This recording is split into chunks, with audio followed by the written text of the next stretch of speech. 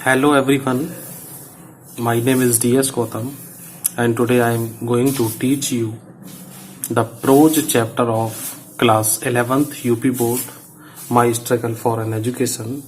This chapter is also available in NCERT book. So this is very important chapter, first chapter. तो student देखते हैं इसमें क्या है। माई स्ट्रगल फॉर एन एजुकेशन बहुत ही अच्छा जबरदस्त टॉपिक है। आप लोग पूरा वीडियो देखिएगा। वीडियो थोड़ा सा बड़ा हो सकता है लेकिन आपको एक एक शब्द समझ में आएगा और कहानी में बहुत इंटरेस्ट आएगा। तो चलिए स्टार्ट करते हैं। माई स्ट्रगल मेरा संघर्ष, फॉर एन एजुकेशन शिक्षा के लिए मेरा संघर्ष, ये है इसका टॉपिक। ये ब्रूकर टी वाशिंगटन इसके राइटर हैं जिन्होंने इसको लिखा है। देखते हैं about the author. Author means होता है जिसने इस चैप्टर को लिखा है, लेखक। तो ब्रूकर टी वाशिंगटन के बारे में जानते हैं, ये कौन है। Brooker T Washington was born 1856, ये 1856 में पैदा हुए थे। इन ए स्लेव हट। स्लेव हट मीन्स होती है जो छोटे छोटे जो झुग्गी सी होती हैं, उनमें कहिएगा आप, जो छोटी बस्ती हैं गरीब लोगों की। ऑन वर्जीनिया प्लांटेशन, जो वर्जीनिया का जो प्लांटेशन है उसमें, ये वहां की एक जगह का नाम है। एट द एज ऑफ 9 साल की उम्र में ही began to work in a salt furnace. 9 साल की उम्र में उन्होंने कुछ काम करना शुरू कर दिया था, कुछ नमक से संबंधित कुछ काम रहा होगा इनका। And later in a coal mine, और बाद में कोयले की खान में काम किया इन्होंने। हिज डिटर्मिनेशन, उसका दृढ़ निश्चय, to get education carried him, उसका निश्चय, निर्णय, टू गेट एजुकेशन शिक्षा को प्राप्त करने के लिए, कैरिड हिम ले गया उसको। कैरिड मीन्स, कैरी मीन्स ले जाना, और सेकंड फॉर्म है, पास्ट इंडेफिनिट का सेंटेंस है। Carried him to Hampton normal and agricultural institute, ये उस इंस्टीट्यूट का नाम है जहां पे ये कोल माइन में काम करने वाला बालक वहां पे पहुंचा है। कब? इन 1872, 1872 में। स्टूडेंट्स बहुत ध्यान से देखिएगा, मेरा पूरा वीडियो देखना, स्किप मत करना, लास्ट तक देखना। आपको सारा चैप्टर समझ में आएगा और इंटरेस्ट भी आएगा आपका, और दोबारा मन करेगा आपको पढ़ने का। He worked there as a caretaker. He worked, उसने काम किया वहां पर as a caretaker, to meet his school expenses, school के खर्चे को निकालने के लिए केयर टेकर का काम भी किया है। He become an educator and reformer, और वह बना एक एडुकेटर मीन्स शिक्षा देने वाला, एंड रिफॉर्मर्स मीन्स सुधार करने वाला। ही remained a leader of American Negro of many years, वह बना रहा या बना ए लीडर, एक नेता, of American Negro. Negro America की एक काले लोगों की प्रजाति है। अमेरिका में 2 प्रकार के लोग हैं, आपने देखा होगा, एक व्हाइट कलर के लोग हैं और एक कुछ ब्लैक कलर के लोग हैं। तो ये ब्लैक कलर के लोगों को निग्रो कहा जाता है फॉर मैनी ईयर्स। तो वह बने रहे अमेरिकन निग्रो लोगों के नेता कई साल तक। ही रोज for the hut to the first principal of Tuskegee Institute. He died in 1915. He rose. Rose का मतलब यहाँ है वो उठे या बने from the hut, एक झोपड़ी से लेकर, the first principal of Tuskegee Institute. ये Tuskegee Institute वहाँ का कोई इंस्टीट्यूट होगा, उसके ये प्रिंसिपल भी रहे हैं पहले। He died in 1915, और 1915 में ये चले गए हैं ऊपर। ठीक, इन्होंने क्या क्या काम किया है, हिज वर्क। स्टूडेंट थोड़ा सा चैप्टर शुरू करने से पहले ये थोड़ा सा पढ़ना जरूरी है। बेशक आपको लग रहा होगा अभी चैप्टर नहीं करा रहे हैं, लेकिन आप मेरा पढ़ाने का तरीका देखिएगा। अभी 1 मिनट बाद ही हम चैप्टर पे आ रहे हैं। He wrote about a dozen of books, उन्होंने लिखी हैं एक दर्जनों किताबें। ही रोट 2 ऑटोबायोग्राफीज, उन्होंने लिखी है 2 आत्मकथाएं। Up from slavery, up from slavery का मतलब है दास्ता से लेकर ऊपर उठना, ऐसे कह सकते हैं अपनी भाषा में। एंड माई लार्जर लाइफ, और मेरी बड़ी जिंदगी 1911 में लिखी है और 15 में ये चले गए हैं, तो मरने से 4 साल पहले। ठीक। थीम ऑफ द लेसन, मतलब लेसन में क्या है, लेसन का सार क्या है, वो यहाँ पे लिखा गया है इसमें। तो इसको देखिएगा आराम से, आपको दिख रहा होगा और मुझे उम्मीद है आप सब लोगों को अच्छा लग रहा होगा ये सब, क्योंकि मैं एक एक शब्द पढ़ाऊंगा। और जो लोग आज मेरी वीडियो पे नए हैं वो सब्सक्राइब कर लें, लाइक करें, शेयर करें, और कोई कमी हो, कुछ अच्छा लगा हो तो कमेंट बॉक्स में जरूर बताएं मुझे।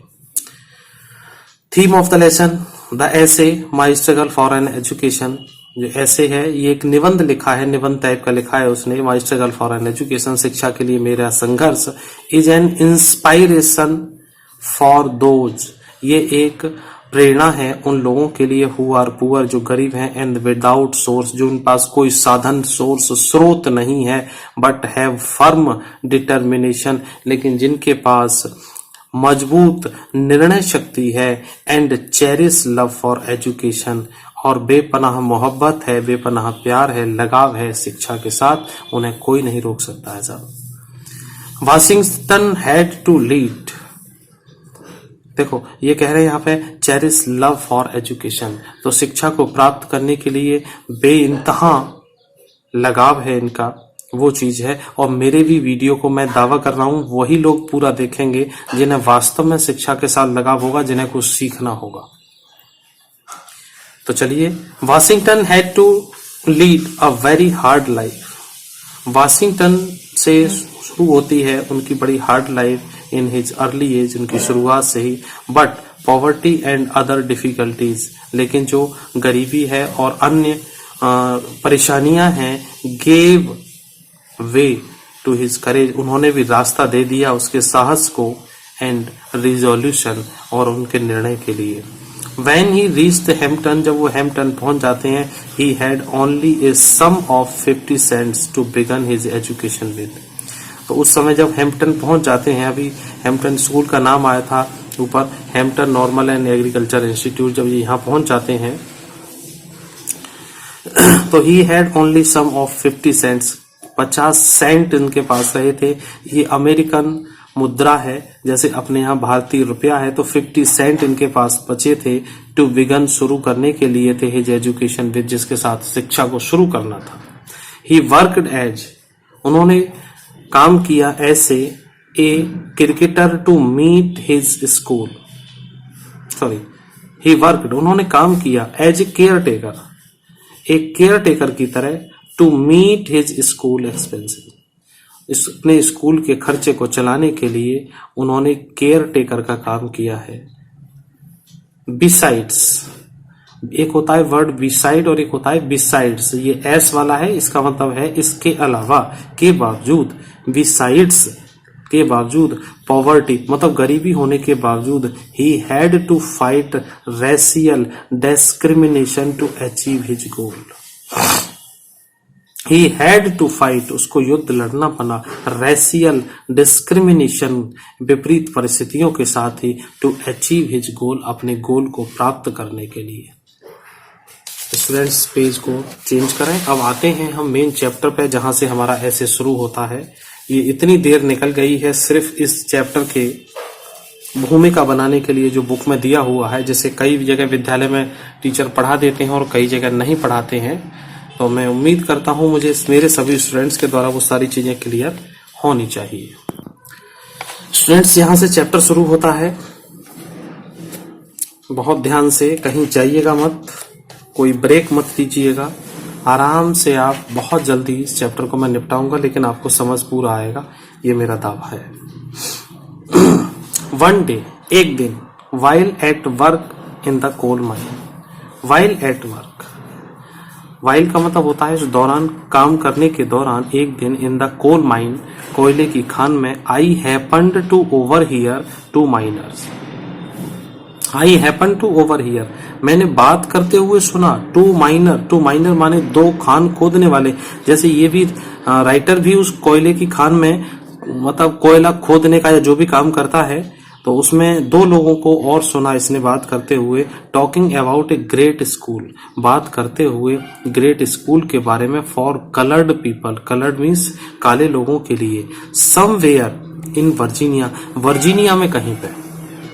This was the first time, ये वो पहला समय था, that I had ever heard anything about my kind of school, क्योंकि काले लोगों के लिए शायद उस समय कोई स्कूल नहीं था, निग्रो लोगों के लिए।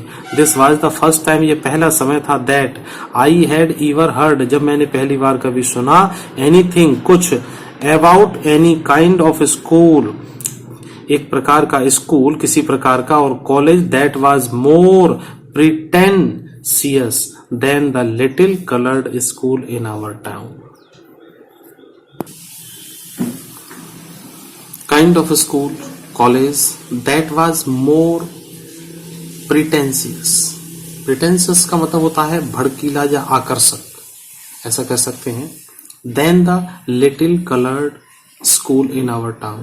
हमारे टाउन में जितने स्कूल्स हैं उनसे कहीं बहुत अच्छा सा, जो काले लोग थे, अश्वेत लोग, उनके लिए उनसे बहुत अच्छा स्कूल था, जो मेरे लिए आकर्षण का केंद्र बना। दूसरा पैरा देखते हैं। As they went on describing the school, as they मतलब जैसे जैसे, वे लोग, went on, keep on, went on होता है किसी चीज को, वर्णन को जारी करते हुए, किसी काम को जारी रखने के लिए। Went on describing the school, जैसे जैसे वे लोग उसको वर्णन करते गए, इट सीम्ड, ऐसा प्रतीत हुआ मुझको, that it must be the greatest place on earth, कि जमीन पर सबसे अच्छी जगह मेरे लिए है। Not even heaven, not even heaven, यहां तक के स्वर्ग भी इतना आकर्षक प्रतीत नहीं होता।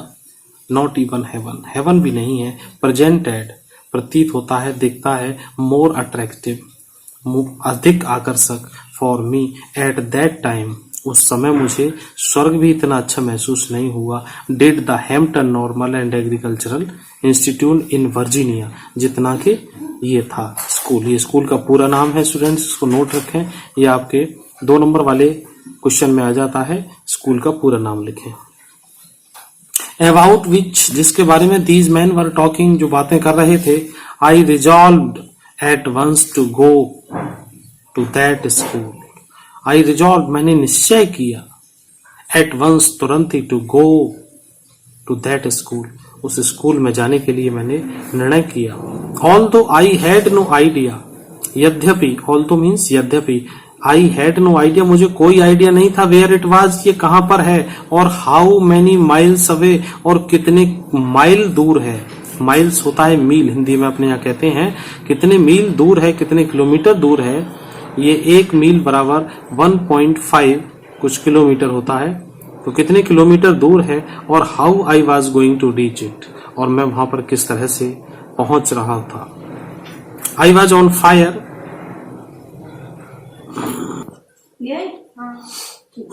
आई was going to reach it, मैं जा रहा था वहां पर, ये मानसिक रूप से वहां पर जा रहा है, अभी कोयले की खान में है और बात करते हुए चल रहा है।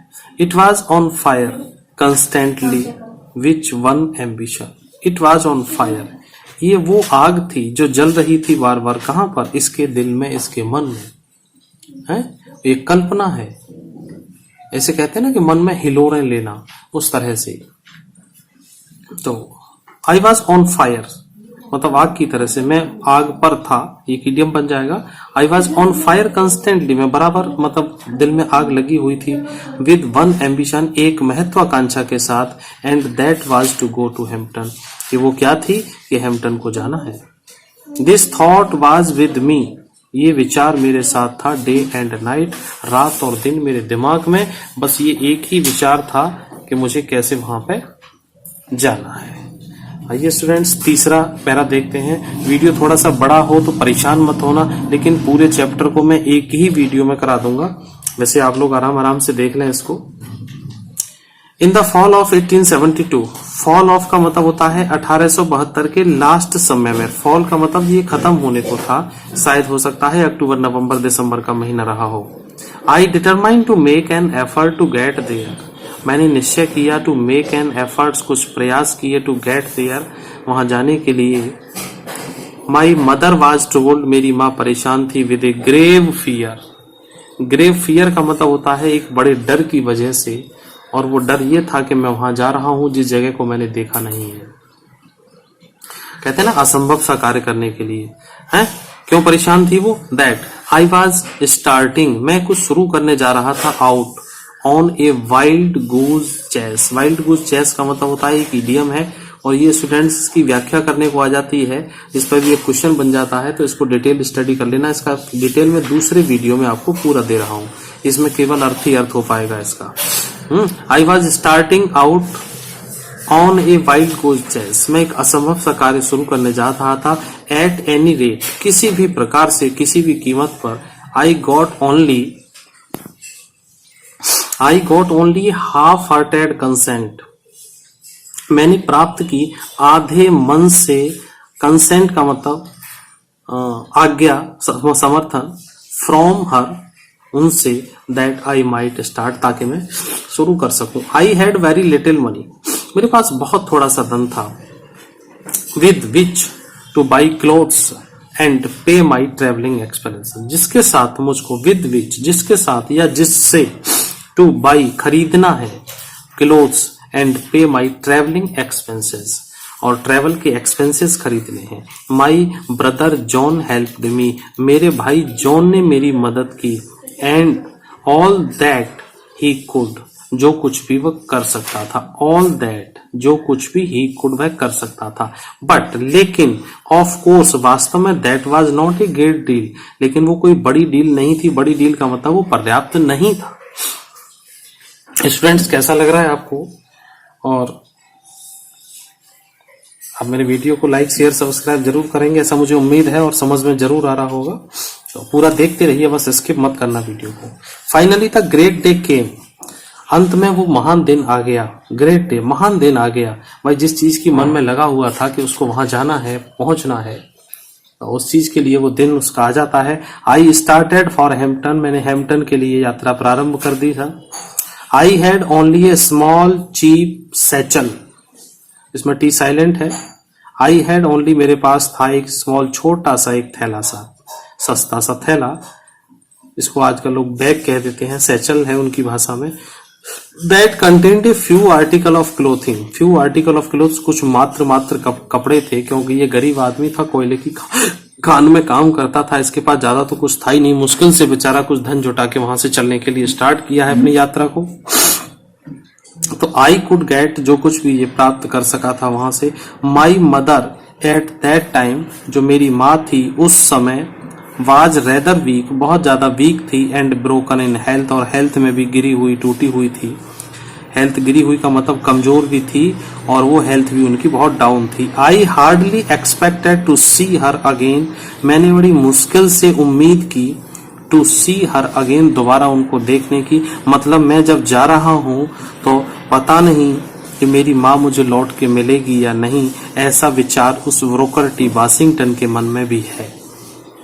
देखिए स्टूडेंट्स, यहाँ पे मैं एक बात कहना चाहूंगा अपने मन की, कि ये जो राइटर ने बुक लिखी है, तो इसने यहाँ खुद लिखा है, आई हार्डली एक्सपेक्टेड, मैंने मुश्किल से उम्मीद की, टू सी हर अगेन, दोबारा उन्हें मिलने की।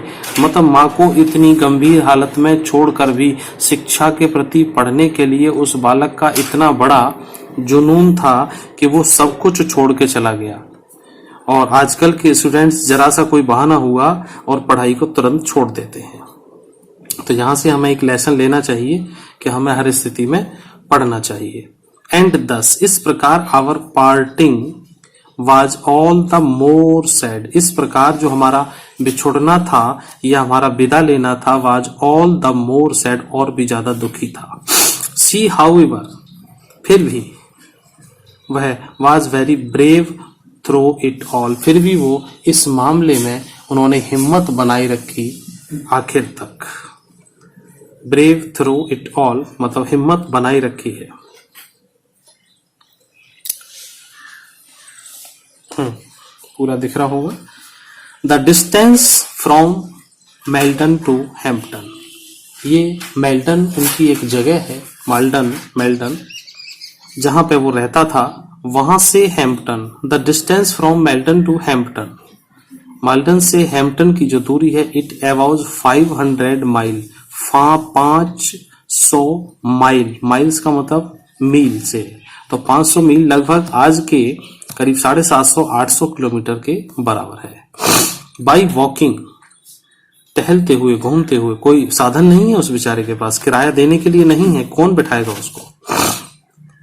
बेगिंग राइड्स, बेगिंग राइड्स का मतलब है जैसे लिफ्ट लेके किसी से कह देते हैं भैया बाइक पे या किसी जगह पे बिठा लेना, लेकिन उस समय तो ज्यादा साधन नहीं थे, लेकिन कम कम साधन थे, लेकिन बेगिंग मांगते हुए सवारी, both in wagons and in the cars, कहीं कार में भी और कहीं कुछ छोटे छोटे बैगन्स जो होते हैं, बैगन कहते हैं जो कुछ गाड़ियां टाइप की होती हैं, कुछ घोड़ा गाड़ी टाइप की, उसको। Begging rides both in, begging means मांगते हुए, मांगने का मतलब है उनसे लिफ्ट लेते हुए, कहीं किराया दिया कहीं नहीं दिया, इस तरह से। इन सम वे, किसी तरह से। After a number of day, मतलब कई दिनों के बाद। I reach the city of Richmond, मैं पहुंचा रिचमंड शहर। रिचमंड शहर था, ये कहाँ था रिचमंड शहर, ये इसके बारे में यहाँ बताया। Virginia about 82 miles from Hampton, वहां से जो वर्जीनिया है वो करीब 82 मील दूर है, 82 मील दूर है हैम्पटन से वर्जीनिया।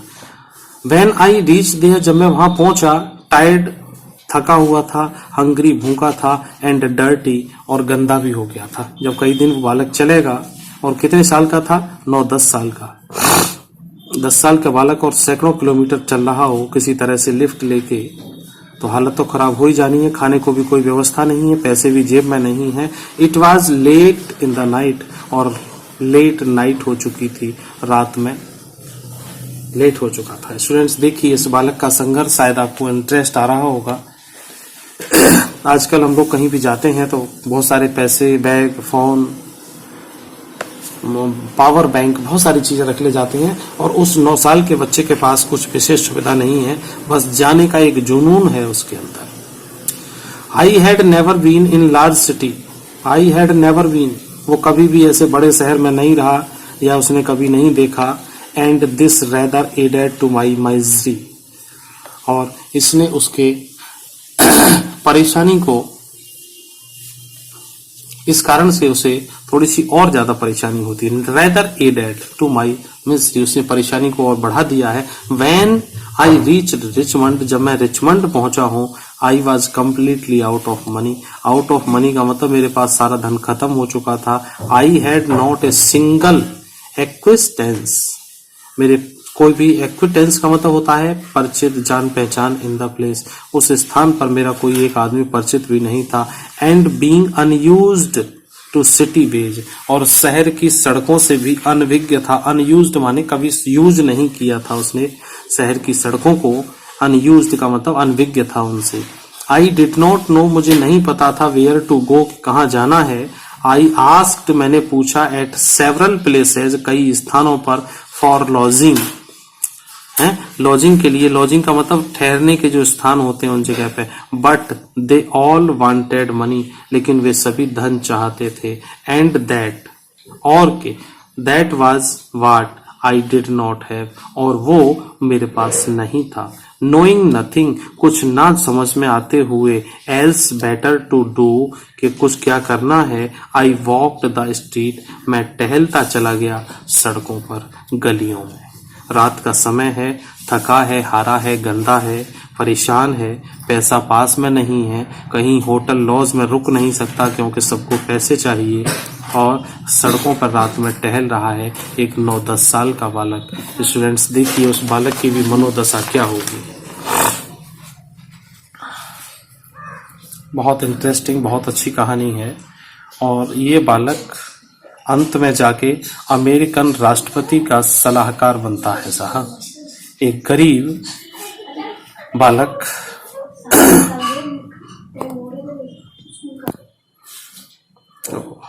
जो मेहनत करता है उसे सारी चीजें मिलती हैं, एक कोयले की खान खोदने से लेकर वहां तक पहुंचने वाला बालक। आगे देखते हैं स्टूडेंट्स, थोड़ा सा वीडियो बड़ा हो रहा है लेकिन धैर्य बनाए रखें, बस थोड़ा सा और बचा है। I must have walked the streets till after midnight. I must have walked. मैं टहलता रहा the street, उन गलियों में till after midnight, आधी रात के बाद तक. At last, अंत में I became so exhausted, मैं इतना थक गया that I could walk no longer, मैं आगे नहीं टहल सका. I was tired, मैं थक गया था. I was hungry, मैं भूखा भी था. I was everything, मैं सब कुछ था. But discouraged, लेकिन मैं discouraged नहीं था. मेरा उत्साह कम नहीं हुआ था, मेरा जोश कम नहीं हुआ था. Just about the time when I reached extremely physical exhaustion. Just about the time. Just about the time का मतलब होता है अकस्मात. I reach the extreme physical, शारीरिक रूप से पूरा थक कर चूर हो जाना. Physical exhaustion. I came upon A portion of A street, मैं एक गली के उस जगह पे आया, किनारे पर आया. Where the broad sidewalk was considerably elevated, जहां पर लकड़ी की बनी हुई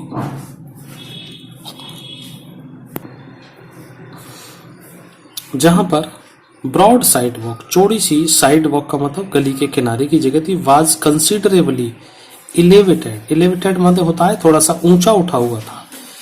I waited for a few minutes, मैंने कुछ समय इंतजार किया वहां पर. किसका? टिल आई वाज श्योर, कि मैंने ये देख लिया. That no passer by could see me, कि कोई गुजरने वाला वहां मुझे नहीं देख ले. And then crept under the sidewalk, और मैं क्रेप्ट का मतलब होता है धीरे से सरक जाना किसी चीज के नीचे. Crept under the side walk, उस गली के किनारे पर जो लकड़ी की कुछ उठी हुई सी जगह थी उसके किनारे पर जरा सा सरक गया, लेट गया. एंड ले फॉर द नाइट, और लेट गया नाइट के लिए. ऑन द ग्राउंड, जमीन पर. With my satchel of clothing, जो मेरे कपड़ों का थैला था उसके साथ. फॉर ए पिलो, उसको एक पिलो बना लिया मुझको. Nearly all night I could hear the tramp of feet over my head, पूरी रात मैं वहां पर कुछ सुनता रहा. क्या? द ट्रैम्प ऑफ फीट, पैरों के चलने की आहट. ओवर माई हेड, मेरे सिर के ऊपर से. इसका मतलब जो लकड़ी का कुछ तख्ता कुछ ऐसा था उठा हुआ, उसके ऊपर से कुछ लोग रात में वहां से गुजर रहे होंगे, तो वो उस पैरों की धम धम की जो आवाज है, पैरों की आवाज है, उसको सुनता रहा है. स्टूडेंट्स, अगला देखते हैं. परेशान मत होना, क्योंकि ये वीडियो मैं 2 बार में नहीं बना सकता. ये चैप्टर ही बड़ा है तो ये एक ही बार में बनाना पड़ेगा. द नेक्स्ट मॉर्निंग, अगली सुबह. I found my self somewhat refreshed. अगली सुबह. आई फाउंड माई सेल्फ, मैंने पाया अपने आप को कुछ तरोताजा. But I was extremely hungry, मैं पूरी तरह से भूखा था, क्योंकि रात को भी इसने कुछ खाया नहीं था. As soon as it became light enough for me to see my surroundings. As soon as का मतलब होता है जैसे ही. It became light, की रोशनी शुरू हुई, पर्याप्त. for me, मेरे लिए. to see my surroundings, मेरे आसपास की चीजों को देखने के लायक. आधी रात के बाद सोया है और फिर भी सवेरे बहुत जल्दी जग गया है, पर्याप्त उजाला भी नहीं हुआ है, ये मान के चले आप.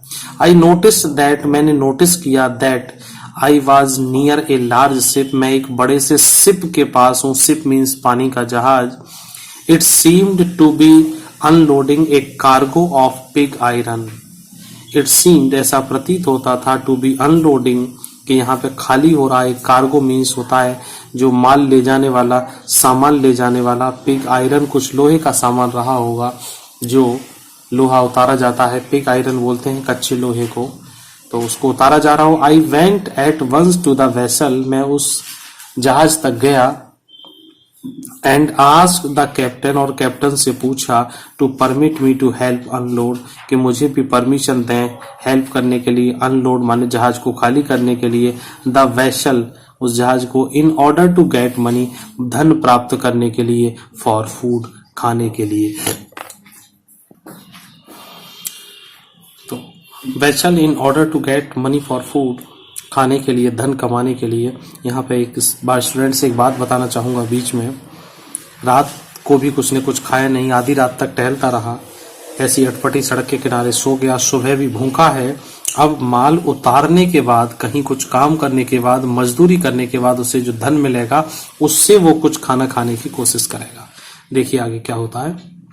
द कैप्टन, वो जो कैप्टन था जहाज का, ए वाइट मैन, एक वाइट मैन था, अमेरिकन जो गोरे लोग होते हैं वो, who seemed to be kind hearted, जो प्रतीत हुआ बड़ा दयालु सा, कंस्टेंटेड, उसने सहमति जता दी, कंसेंटेड, सहमति जता दी, आज्ञा दे दी, परमिशन दे दी। I worked on long enough, मैंने वहां काम किया, टू अर्न मनी, धन कमाने के लिए, फॉर माई ब्रेकफास्ट, मेरे ब्रेकफास्ट के लिए, and it seems to me, और मुझे ऐसा प्रतीत हुआ कि आई रिमेम्बर इट नाउ, मुझे याद है वो आज भी, वो पुरानी बात जब ये इसने ये माई स्ट्रगल फॉर एजुकेशन ये जो ऐसे लिखा है उस वक्त ही उसको याद है, to have been about the best breakfast, कि मैंने वो मेरा वो बेस्ट ब्रेकफास्ट था, that I have ever eaten, जैसे मैंने उनको खाया था। स्टूडेंट्स बहुत आप मेरा साथ दे रहे हैं, बस आप देखते रहिएगा।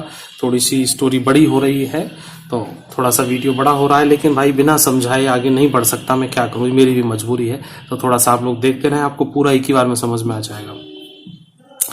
My work please the captain, मेरे काम ने कैप्टन को खुश कर दिया, सो वेल, इतना अधिक, दैट ही टोल्ड मी, उसने मुझसे कहा, I could continue working for a small amount per day, कि मैं वहां पे काम को कंटिन्यू भी जारी रख सकता हूं एक छोटे से धन पर। मतलब कुल मिला के उस कैप्टन ने कहा कि तुम लोग मेरे पास कुछ और दिन काम कर सकते हो।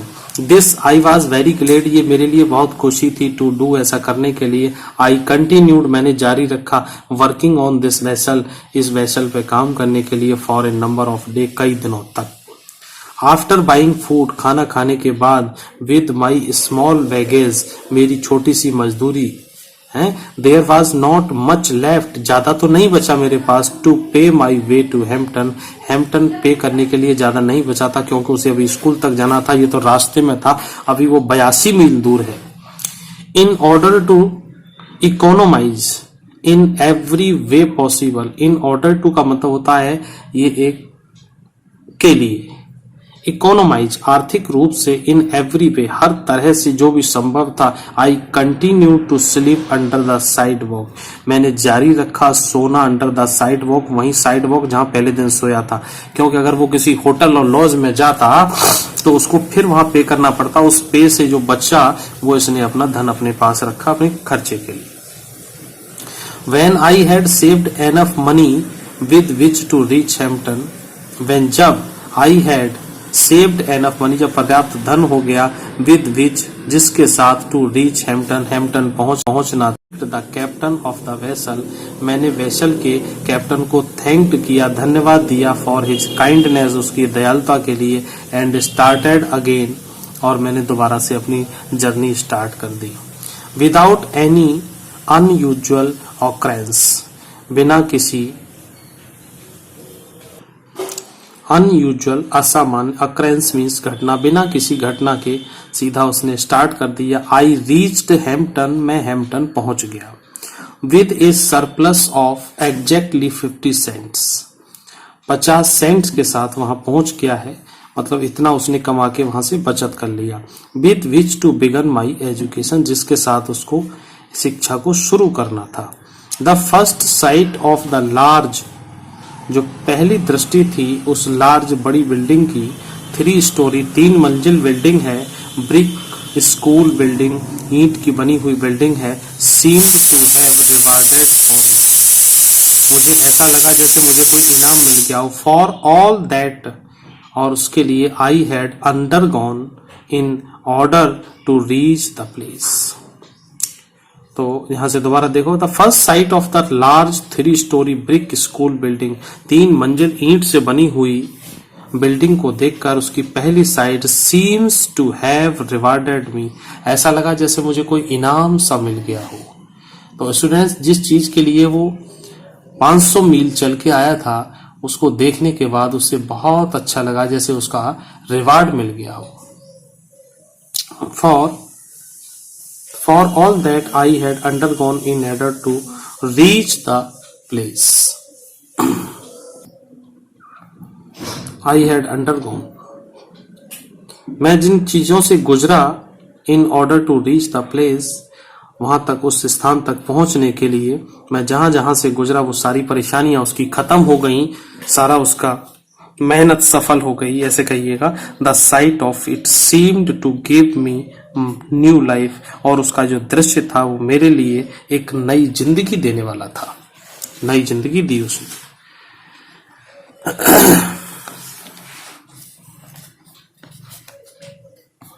आगे आते हैं, पूरा दिख रहा है।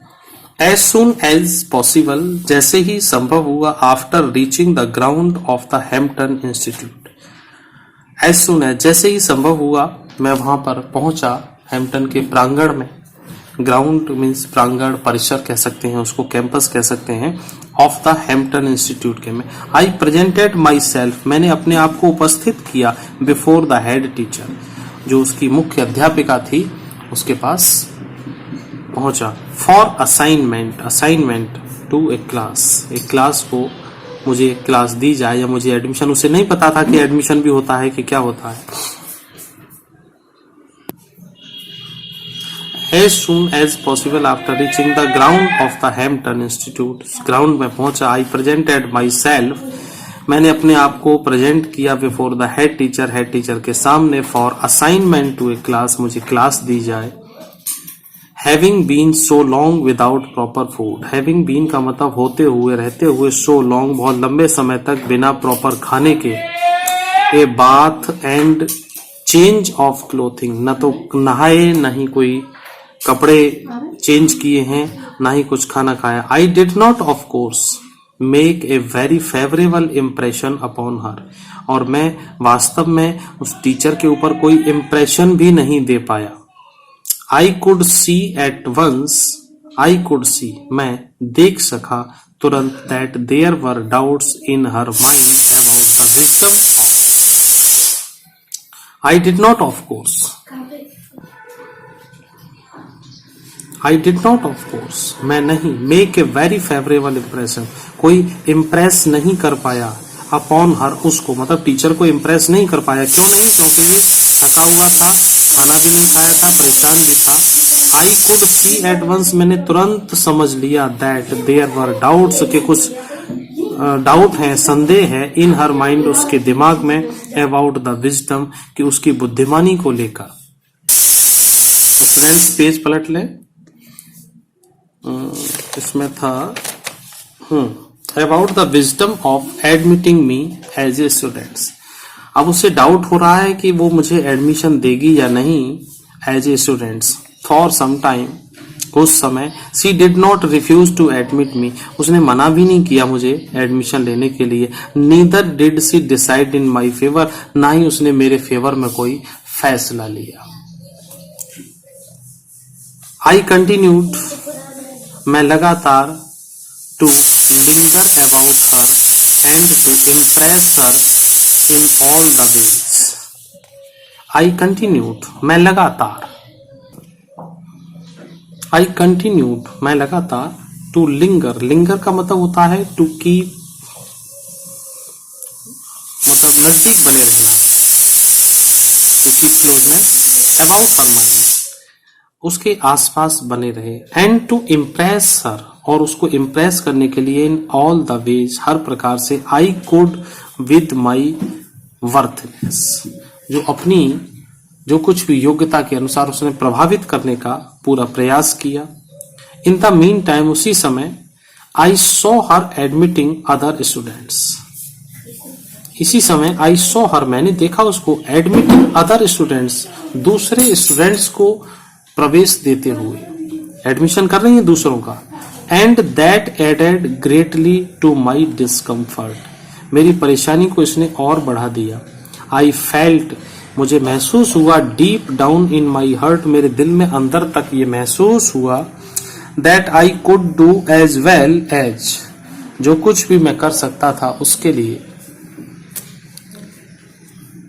If I could only get a chance to show what was in me, यदि मुझे भी कोई एक चांस मिल जाए कुछ दिखाने के लिए कि मेरे अंदर भी कुछ है। उसने कहा कि मुझे भी तो किसी तरह से परख है, और ये परख लेंगी तो मुझे एडमिशन दे देंगी। तो जब तक वो उससे बात नहीं कर रही थी तब तक वो उसके आगे पीछे देखता रहा, चलता रहा। तो आगे देखिए अब क्या होता है। आफ्टर सम आवर्स, कुछ घंटों के बाद, हैड पास्ट, कुछ घंटे पास हो जाने के बाद, the head teacher said to me, head teacher ने मुझसे कहा, the adjoining recitation room needs sweeping. उसने कहा बराबर वाला, एडजॉइनिंग माने बराबर वाला, पास वाला, रिसिटेशन रूम मनोरंजन कक्ष, नीड्स स्वीपिंग कि उसको सफाई की आवश्यकता है, स्वीप करना है उसको। Take the broom and sweep it, take the broom, broom होता है झाड़ू, झाड़ू को लीजिए और स्वीप इट, और उसको साफ करो। It occur to me at once, ये अकर टू मी, ये मुझे ऐसा महसूस हुआ अंदर से, अकर टू मी मुझे ऐसा लगा, एट वंस तुरंत ही, that here was my chance, ये मेरा वो चांस है, नेवर डिड आई रिसीव, जिसको मैंने पहले नहीं प्राप्त किया, an order with more delight, मैंने पहले कभी भी कोई आदेश इतनी प्रसन्नता से स्वीकार नहीं किया था। I swept the recitation room 3 time, मैंने 3 बार उस रिसिटेशन रूम को साफ किया। Then I got a dusting cloth, जो धूल साफ करने वाला कपड़ा होता है उसको मैंने लिया, डस्टिंग क्लोथ को लिया। And I dusted it 4 time, और 4 बार उसको डस्ट किया, पूरा साफ कर दिया। All the wood work around the walls, और जो लकड़ी वर्क का काम था, लकड़ी का काम का मतलब लकड़ियों की अलमारी जो थी, अलमीरा, वॉल्स दीवार में, एवरी बेंच, प्रत्येक बेंच, टेबल और डेस्क, वो सारी चीजें साफ कर दी हैं। I went over 4 time with my dusting cloth, I went on, में 4 बार उसको साफ कर दिया, 4 times.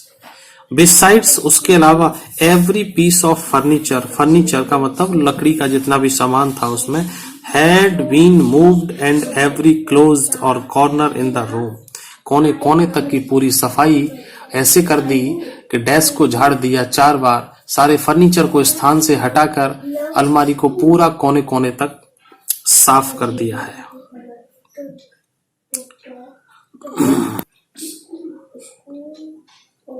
Besides every piece of furniture, furniture का प्रत्येक पीस ऑफ फर्नीचर इसलिए बोलते हैं, फर्नीचर्स नहीं हो सकता, ये फर्नीचर ही रहता है। पीस का मतलब एक टेबल, एक कुर्सी, एक बेंच, कुछ जो भी है वो एक एक पीस में गिन लिए जाते हैं इंग्लिश की भाषा में। तो piece of furniture had been moved, इनको हटा दिया गया, and every closet of corner, हटा हटा के एक एक कोने से धूल को साफ कर दिया गया। In the room had been thoroughly cleaned, और पूरा साफ कर दिया गया। I had the feeling that in a large measure my future depended upon the impression. I had the feeling, मुझे ये महसूस हो रहा था, महसूस था, दैट ए लार्ज मेजर, एक बड़ा सा पैमाना या बड़ी सी माप, माई फ्यूचर डिपेंड, मेरे जो भविष्य के जो डिपेंड है, अपॉन द इम्प्रेशन, इस इम्प्रेशन पे डिपेंड है कि कमरा कितना साफ होगा। I made upon the teacher in the cleaning of that room, I made upon the teacher, made upon का मतलब मैंने बताया उस टीचर को, in the cleaning of the room, room को क्लीन के बारे में। When I was through I reported. Students, ये पैरा बहुत इंपॉर्टेंट है, कई बार एग्जाम में आ चुका है, तो थोड़ा सा इसको और ध्यान से देखें।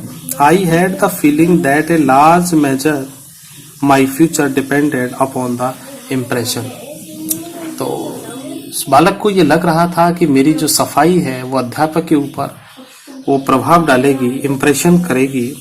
I made upon the teacher in the cleaning of that room, मैंने उसको सूचित किया।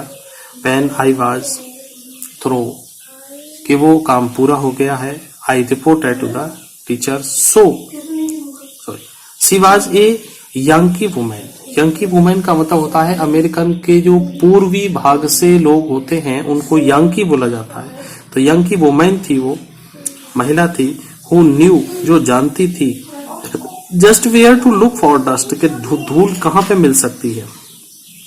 She went into the room, वो कमरे में गई, एंड इंस्पेक्टेड, और निरीक्षण किया, द फ्लोर का, क्लोज्ड का, फर्श का, और क्लोसेट, उससे सटी हुई बहुत सारी चीजों का। Then she took her handkerchief, और उसने बाद में अपना रुमाल ले गया, and rubbed it on the woodwork, और लकड़ी के जो फर्नीचर था उस पर उसने रगड़ दिया, अबाउट द वॉल, और दीवारों पर भी, and over the table, table पर भी, और बेंच पर भी। When she was unable to find one bit of dirt, जब वो एक कण भी पाने में असफल रही, she was unable, न पा सकी कोई कण, on the floor, और a particle of dust on any of the furniture, किसी भी फर्नीचर, एक धूल का कण भी नहीं पा सकी। she quietly remarked, उसने शांत भाव से कहा, रिमार्क में सार, आई गैस, मैं सोचती हूँ, you will do to enter this institution, कि आपको इस संस्था में प्रवेश दिया जाए, आप पाने के योग्य हैं। तो स्टूडेंट्स कितनी खुशी मिली होगी उसको। आगे देखते हैं। स्टूडेंट्स आपने मेरा वीडियो 46-47 मिनट देखा है, बहुत बहुत धन्यवाद है। और मैं ये 3 लाइन पढ़ाने से पहले आप एक और गुजारिश करूंगा, कमेंट बॉक्स में जरूर बताना कि कैसा है, क्योंकि मैं ये चैप्टर, हालांकि मेरे वीडियो बहुत पड़े हुए, लेकिन आपकी बुक का ये पहला चैप्टर है, आपको कैसा लग रहा है। मैं फिर आपको आपकी पूरी किताब पढ़ाऊंगा, क्वेश्चन आंसर सहित सब कुछ। तो जरूर लाइक करें, शेयर करें, सब्सक्राइब करें, अपने स्टूडेंट्स को जरूर बताएं। मेरी इतनी मेहनत को ऐसे ही बेकार न जाने दें। प्लीज स्टूडेंट्स जरूर जरूर इसको वीडियो को फैलाएं, ताकि सभी स्टूडेंट्स इससे लाभ ले सकें।